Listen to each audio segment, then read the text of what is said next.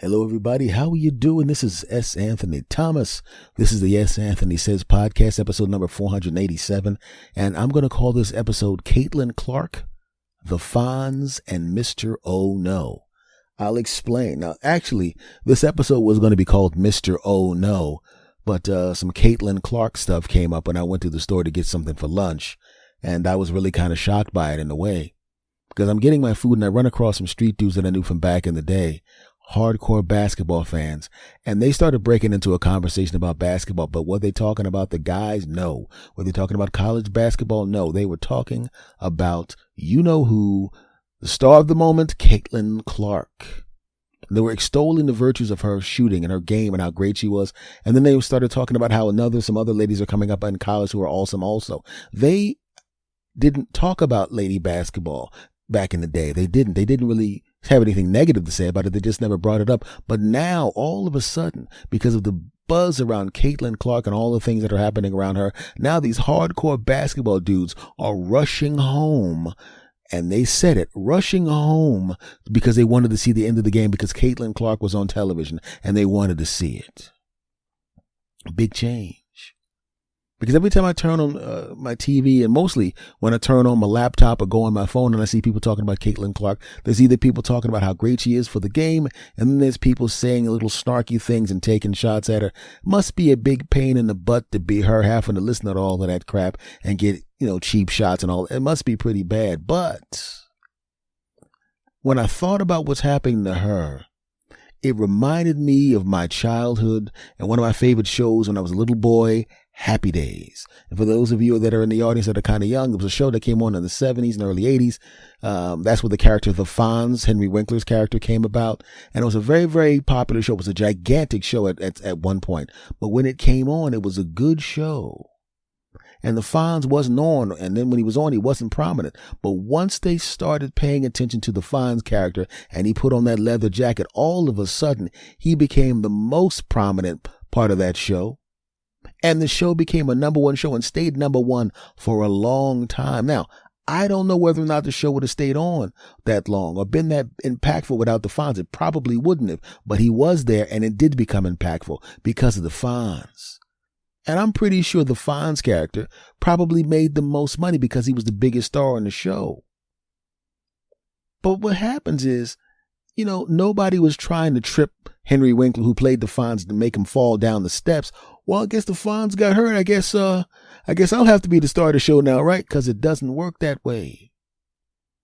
Sometimes when that person comes into the game, whatever game it is, and for some reason the audience or a big audience or something catches fire because of them, and they come and become a part of what you're working on, they bring that big audience and everybody gets more money. Now, will you make as much money as that person? Probably not. But you will definitely make way more money than you would have made had they not brought their audience to the show. I know this for a fact, obviously on a much, much smaller scale, but I was playing a comedy club and we were doing pretty good. We were doing pretty daggone good. But then a radio guy who had a nice radio show in that particular town was added to the show. And everybody found out that this particular person was making more than everybody else on the show. In fact, he was making his salary was about 60% of our salaries combined. So he was blowing the doors off of what we were making. And everybody was mad about it. And they were angry. And they were, I can't stand this guy. He ain't nobody. He ain't even a comic. We're comics. He ain't nothing but some stupid DJ. How come he's making all this money? And that's what they were saying. But even though I was only a kid at the time, I wasn't even old enough to drink at this point, there was something in me that said, wait a second. Before they added this guy to the show, we were doing good on Fridays and good on Saturdays, right? But, sometimes we're at 85% capacity.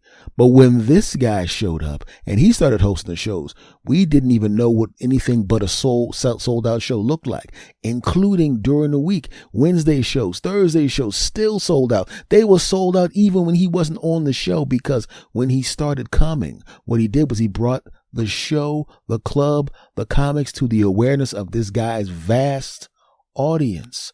And we got to ride on the wave of that. And it took them a while to stop being jealous and realize what was going on. right? A couple of them messed with his microphone. A couple of them didn't protect him when there were hecklers in the audience. They waited a little longer to stop the hecklers. There was a lot of jealousy going on. But I looked at what I was making now that he brought that big audience in. Now, was he as good a comic as any of us? No, of course not. He wasn't really a comic. He just kind of dabbled in comedy. He was good at radio. But look at the audience he brought in. Whoa, sold out on Wednesday and Thursday and Friday and Saturday. Whoa, all the time, right? When we would play anywhere near his radio audience area, you would come to town, you'd put my name would be in the newspaper, headlining this club, this guy, meaning me, and the place would be packed. Why? Because of me?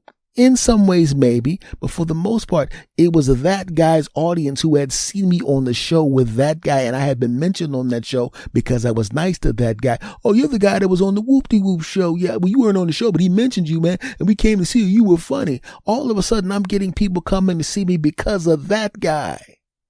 Even after that guy stopped doing comedy, just concentrated on radio, there were still people that had seen me and they came to see me and they came to see the other people too because we were on the show with that guy. Sometimes you got to look at it logically and realize, yes, this person is coming in. Yes, maybe they didn't pay the kind of dues we paid. Yes, we understand that. But a lot of times, the tide will rise. All the boats get lifted up. You can't be jealous. You can't be annoyed. You got to look at the bigger picture. So when I see people take shots at this kid, and I'm not defending this kid because I don't know, I shouldn't say kid, even though to me she's a kid, I'm old enough to be her dad. This young lady, I'm just defending people. I'm just letting people be aware of the fact that, yes, it may not be fair when you look at the fact that this particular person may not have paid the dues that you paid, but what they are doing is bringing in a wave, bringing in new people, exciting people that weren't excited about the product before. And if they're excited about the product, that means they're coming towards the product, the WNBA, or in our case, the comedy club. They're coming to it with a positive expectancy. And when they come with a positive expectancy and see what you do, it'll benefit you in the long run. It really will. If they were mad at Henry Winkler when he played the Fonz because the Fonz character was so popular and they had an unharmonious set and the show fell apart because he didn't like it, maybe he would do a Fonzie spinoff because he didn't like those guys. All of a sudden their show tanks and then the Fonzie show blows up. You wouldn't like that. But they were cool. They worked with it and everything. What happens? They had a classic show that ran for a long period of time and became one of the greatest shows of all time, one of the most successful shows of all time, and turned the characters into icons. Eventually, the ladies of the WNBA are going to get used to Caitlin Clark being there. And what's going to happen is if her popularity maintains what it is and stays the way it is and maybe even grows, it'll give everybody an opportunity to get endorsements. Give everybody an opportunity to make that bread. And that's the truth. And in my case, like I said, everybody was jealous of this guy because he wasn't really a comedian. He was just a radio guy with a big audience. But we all made a lot more money. Not as much money as he made, but we made a lot more money because all the boats were pulled up by the rising tide. That's all I got to say about that. Now back to what I was actually going to talk about. And that was the Caitlin Clark and the Fonz portion of the episode. Now we're going to move into the Mr. Oh No section of the episode.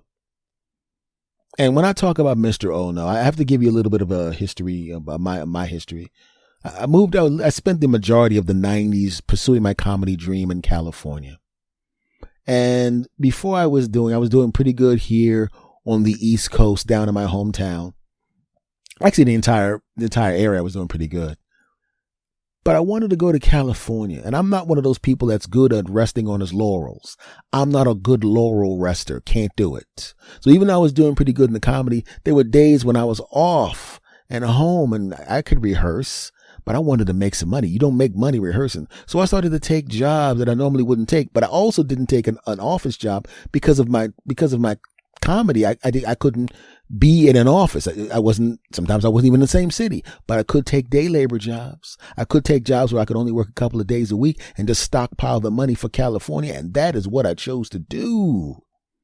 Some of it was day labor stuff. And one time I went to a car wash and the hours were perfect, right? I could slide into this car wash, work a few hours, and then go back, do some comedy. It was fantastic. And I was thought of as one of the best comics in the area. And everybody respected me. And the other comics would come in to watch me perform. And I was honored by that. So I had respect, right? I was a 5-star general for the area when it came to comedy. I had the reputation. I got the results. But just like anything else, if you work in an office, there's always one person who has a little Dunning-Kruger effect thing going on there where they think they're actually better than they actually are. And they think they got a big head. And for some reason, they got to try to put you down to lift them up. Put you down to lift them up. That's what they want to do. So I'm working at a car wash and I have no problem with that. A job is a job and it was paying me a little bit of bread and I got some tips. It was cool. It was going to speed up my trip to California. Yes, it was. Yes, it was. But then that person that I didn't dislike, but I didn't like, the kind of guy that always thinks they're better than you, always tries to be condescending, even though his results don't give him the right to do so. The kind of person that you just kind of stay away from because they're annoying. And if they have an opportunity to put you down, make you look bad, they will do it. And he pulled into the car wash where I was working. Damn. I tried my best to hide inside. And I almost pulled it off. But one of the other guys got sick. Not the kind of sick where he got to sit home. The kind of sick where he had to go to the bathroom a lot. And he just happened to get sick at this moment.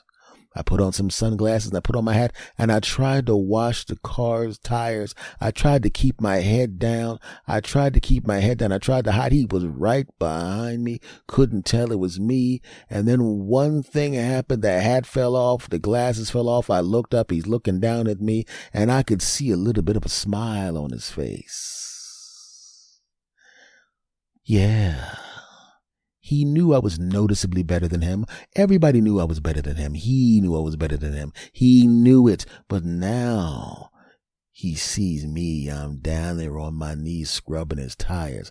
And he's being condescending. And he's trying to start a little small talk because he wants to make sure it's me. And then when he realizes it's me, he starts to be a little condescending. He starts to be a little snippy. And I could see he couldn't wait to go back and tell everybody, Mr. Awesome, oh, this guy's so great. Oh, everybody loves this guy, but he's working at a car wash and he was scrubbing my tires. He can't wait to do it. That's the kind of cat this guy was.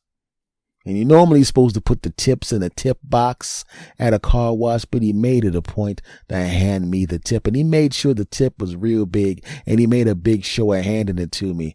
Oh, yes, he did. Gave me a pat on the back. He never gave me a pat on the back before, but he gave me a pat on the back this time. Why? Because this was basically him metaphorically rubbing it in. And he looked back at me and smiled, and I saw him chuckling as he pulled off. And he didn't pull off at a regular speed. He stepped on the gas and peeled out of there, almost as if to tell me, I can't wait to tell everybody Mr. Awesome is here. And he was rubbing and scrubbing my tires, and he did my windows. He was wearing a blue uniform, working at a car wash. Oh, there's your great Mr. Great. Oh, everybody thinks he's great. He's working. That's what he did. I know that's what he did. But the thing was, which was hilarious, was he couldn't damage my reputation. Because if my friends found out, my friends know me well enough to know, they would just go, you working at a car wash? Man, you trying to get to that California money real quick, ain't you? Trying to stockpile that money. They would have known what I was doing. They would have not looked down on me because my friends are not D-heads.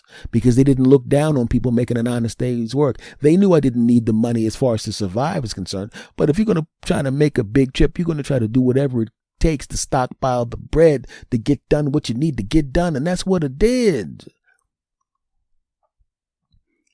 But that was humiliating. It really was. Now, the current version of me wouldn't have given a damn. I'd have walked up, shook his hand. Yeah, man, what's going on? What you doing here, man? I'm trying to stockpile some money from California, man. You still doing comedy? I say, I'm still doing comedy, but shoot, what am I going to do? Sit at home on Tuesdays and Wednesdays and look at the wall? Hell no, I'm trying to get this bread, Jack. And I wouldn't have given a damn. But that was very, very young me. But I remember that feeling, even though that kind of feeling, I'm not that kind of feeling that would not bother me now. But I remember how it felt. Now, why did I tell you that? And why is this section of the show called Mr. Oh No? It's called Mr. Oh No because I'm not going to use the name of the person that I'm talking about. And I'm going to have to change a couple things to protect the innocent. So I apologize for that in advance. Now, if you've ever been to an AutoZone or a Napa Auto Parts in a major city, they always have signs that say, do no car work in the parking lot, which is complete horse crap because whenever you go to those places, there's a bunch of dudes standing in overalls and outfits that will walk up to you when you pull up. You need anything? You need anything? You need anything? And what they mean by that is, do you need to get any repair work done? Think about how good it is for them. Because if you have somebody doing repair work on your car in front of your house, which I tended to do back in the day, what happens is if you need something, you got to literally put the car back together or catch the bus because there was no Ubers back then and go get the parts and then come back. And that may take a half an hour to get there. You're standing in line for a half an hour. It takes you a half an hour to get back. And all of a sudden, it's 90 minutes has gone by. It's dark outside. We're going to have to finish this tomorrow, man. Oh, that's what I'm talking about. But if you're doing the work in the parking lot and you need a part, you walk 85 feet. It's right there. In fact, there's an ATM machine there. Fantastic. It's actually a very good place to do scab auto work. And even though the sign's there, nobody pays attention to it. I've actually seen dudes hang their wrenches on the bolts that hold that sign into the wall. I've seen cop cars pull in. They didn't do anything. They ain't got time for that crap. They got shootings to worry about. They didn't even talk to those dudes. They just came in, went to McDonald's, hey man, and then went back up. They ain't got time for that crap. Well, this is one of those guys. He used to fix dents on the cars. He used to do a little work on the tires. He used to do a little bit of he'd fix your little things in the engine. No heavy work, just little things, right? He was a guy that did stuff like that. And he was nice to me. He was nice to my uncle. He was nice to my cousin. So we would pull in whenever one of us needed a little something. We could have got it done someplace else, but he was nice to us. He seemed like a friendly guy, the kind of guy that if he saw you someplace else, he'd come and shake your hand, greet you by name. So we made it a point. If he needed a little bit of work done, we would go to this place, pull in, and let him do the work. Well, unfortunately, like I said, there was a sign that said, don't do this anymore.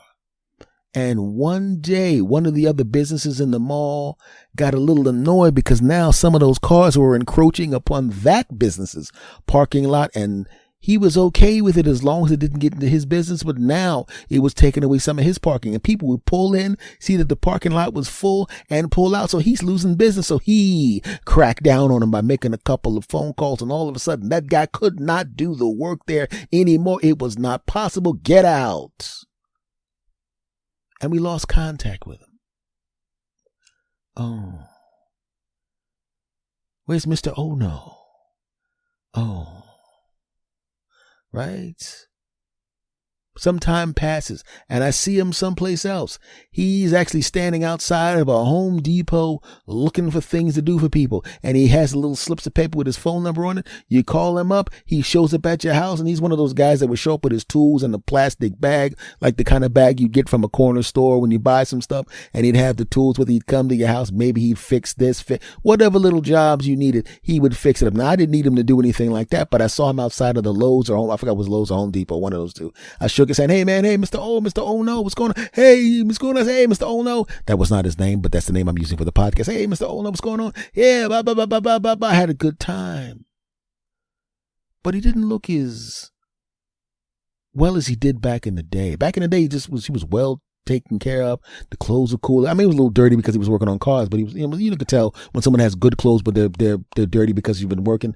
But now he wasn't looking as good as he did before, as far as clothing wise is concerned. He looked a little more disheveled, but still okay. Right? No problem. Maybe he was working. Hey, Mr. Oh No, hey, right? But then all of a sudden they got tired of people standing outside handing out pieces of paper to people for work. So he kind of got moved out of there. Oh. And each time I saw him in succession, he looked a little more worse for wear. And then a couple of years goes by and I don't see him. My uncle passes. The uncle that he liked, that he saw all the time. I run into him. Hey, man, how's it going? Hey, man, it's Mr. Ono, how's it going? Hey, what's going on, man? Yeah, how's your uncle doing? Now, at the time he met me, my uncle had just passed. I was still at the point where I would sit down in a chair and have those moments where I'd be really, really sad because this was the uncle that was really, really close to me. He was basically like a second father to me. All three of them were, but this one was the one I was the most close to. And I was still at the point where I would get choked up when he would be mentioned. And he saw my face, and I didn't even have to say it. I didn't even get an opportunity to say it. He knew, and then he got sad because he liked my uncle too. And I saw his lip quiver just like mine did. And he said he gave his condolences and talked about how much he liked my uncle. And I appreciated that. So now I'm putting quarters in the machine, and I don't carry cash. And I was just going to get a sandwich that I'd already ordered and paid for online. I was coming to pick it up. And I had 2 quarters in my hand. He goes, can I have those? Now at the time I'm thinking maybe he's parking and he needs the quarters too, because that happens sometimes. I'm like, okay, I only needed 2. I gave him the quarters and he walked away. And I noticed that he didn't go to a car, but that couldn't mean anything. Maybe he just didn't go to the car yet. Not a problem, but he was, as I said, each successive time, he was a little more disheveled. A couple more years goes by. I almost forgot about Mr. Ono. And you're probably wondering, Mr. Ono, why did you pick that name? I picked that name because of the last time that I saw him, which was a few months ago. Hadn't talked about it because I was a little bummed out. I'm driving someplace, and now I see him, and he's standing near the freeway, and he has a sign. And you know the kind of signs you have in your hand when you're on the freeway. We'll do this, we'll work for food or whatever. I forgot exactly how it was, but it was one of those signs, right? And I know him well enough to know that he was a prideful man, still is probably. And he did not, I guarantee you, he did not want me to see him like that. And I saw him, and I almost got to the point where I was able to get away so he would not see that I saw him. I wanted to say him to save face because I know he would want to. I knew him well enough to know that. But then he saw that I saw him. And he had the look on his face. The best way I could describe it was the look I must have had on my face when that guy saw me at the car wash. Obviously to a much greater extent, but he had that look on his face. And I know what that look felt like. And I hate the fact that even inadvertently, I was the reason he had this look on his face. Now, I was not condescending, would never be condescending. But he saw that I saw him. Now, had I had an opportunity to look away and give him an opportunity to see me and then turn his head or go someplace else, he probably would have. He probably would have gone someplace else because he didn't want me to see him like that. I know it. And if I had seen him and he didn't see me, like I said, I would have found a way to get away without him seeing me. Give him a chance to save face. I would have done that. But I saw him. And he saw me. He has this look on his face, very sheepish. He's got the sign open. And like I said, I don't carry cash. So he pulls up to me and he's starting the conversation. And he's just, I could tell he's being polite and he's making excuses. Yeah, man, this, that, the other, man. And I'm like, yeah, man. I said, God, man. I says, God, I don't even have any cash on me, man. I will hook you up. He says, don't worry about it, man. I don't want your money, man. You good, man. Don't give me your, he said, you good, man. He said, okay, let me go. I got to go take care of this, man. And he goes to the next class. I said, if you stay here, I'll be right back. He said, no, don't come back. No, you're right. Don't worry. No, you're good, man. You good with me, man. You good people. You good people.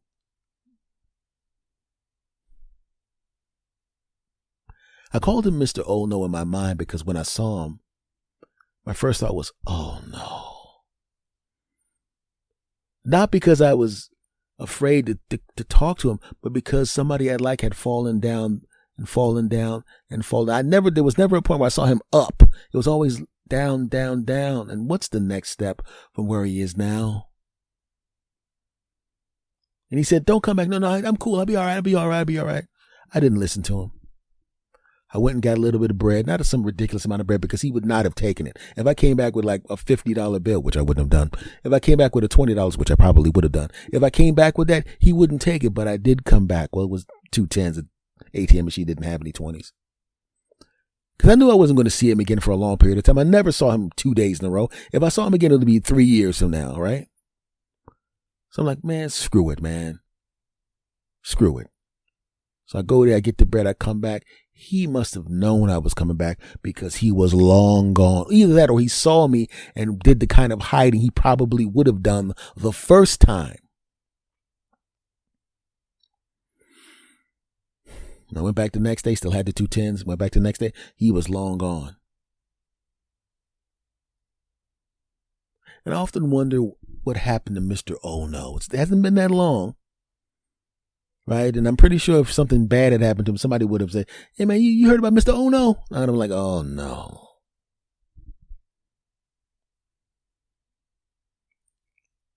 When I talked about the Caitlin Clark section of the show, I was talking about how sometimes you gotta let the person who's the rising tide raise and bring up all boats. And you can't be jealous of people. You shouldn't be jealous of people. Sometimes people just have the lucky strike, man. People just have the lucky groove. And when I talk about Mr. Oh No, the message behind that is sometimes if you have an opportunity to let people save face. I would have had I had the opportunity to. I would have.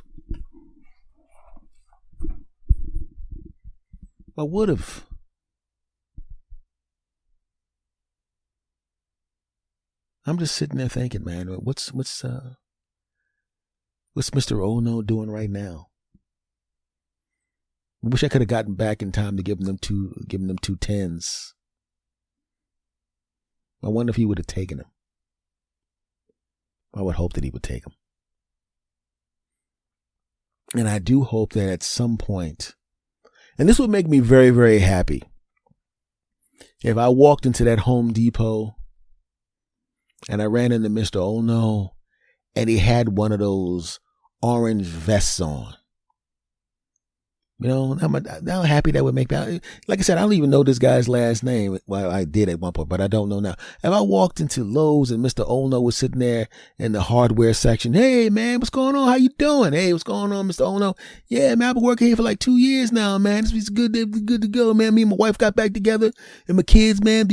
I would love that. Hell, I would even love it if I turn on the news and they said Mr. Oh No wins the Powerball. I would be happy for that.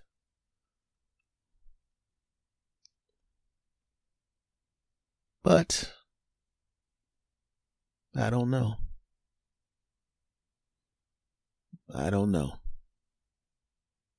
So, my friends, lesson 1, let the rising tide raise your boat. Don't be jealous.